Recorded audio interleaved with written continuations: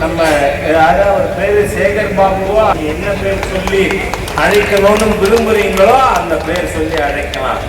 இந்த பாபு கூட்டம் போய் அந்த இடத்துல நாங்க கட்டடம் கட்டுறோம் சர்வதேச மையம்னு. ஏன் வேற இடத்துல கட்டினா என்ன? அதே போல இங்க இருக்கின்ற மக்களுக்கு நான் சொல்கிறேன், இந்த 1119 ஏக்கர் நிலமும் இதுவரை கையகப்படுத்தியது விவசாயிகளுக்கு மீண்டும் கொடுக்கப்படும்.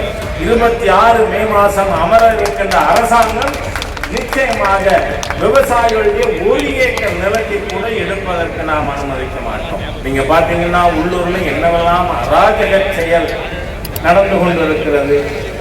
வள்ளலார் பெருமானார் அவர்கள், வள்ளலார் பெருமானாருக்கு இருக்கின்ற அந்த சன்மார்க்க சங்கத்தினுடைய தலைமை பீடத்தை வள்ளலார் பெருமான் அவர்கள் இருக்கின்ற காலத்திலே முன்னாடி குளம் கூட வெட்டக்கூடாதுன்னு தடுத்து நிறுத்தினார்.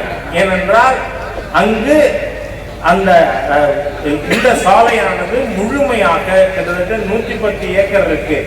மக்களுடைய பயன்பாட்டிற்கு அது திறந்த வெளியாக பராமரிக்கப்பட வேண்டும்னு அங்க போய் சர்வதேச மையம் கட்டுறேன்னு நம்ம அவர் பேரு சேகர் பாபுவா என்ன பேர் சொல்லி அழைக்கணும்னு விரும்புறீங்களோ அந்த பேர் சொல்லி அழைக்கலாம். இந்த பாபு கூட்டம் போய் அந்த இடத்துல நாங்க கட்டடம் கட்டுறோம் சர்வதேச மையம்னு. ஏன் வேற இடத்துல கட்டினா என்ன? நமக்கு சர்வதேச மையம் கட்டுறதுல எந்த ஆட்சேபனையும் கிடையாது. ஆனால் வள்ளலாருடைய விருப்பத்துக்கு விரோதமாக கட்டப்படுது. என்ன காரணம்? சம்பொத்து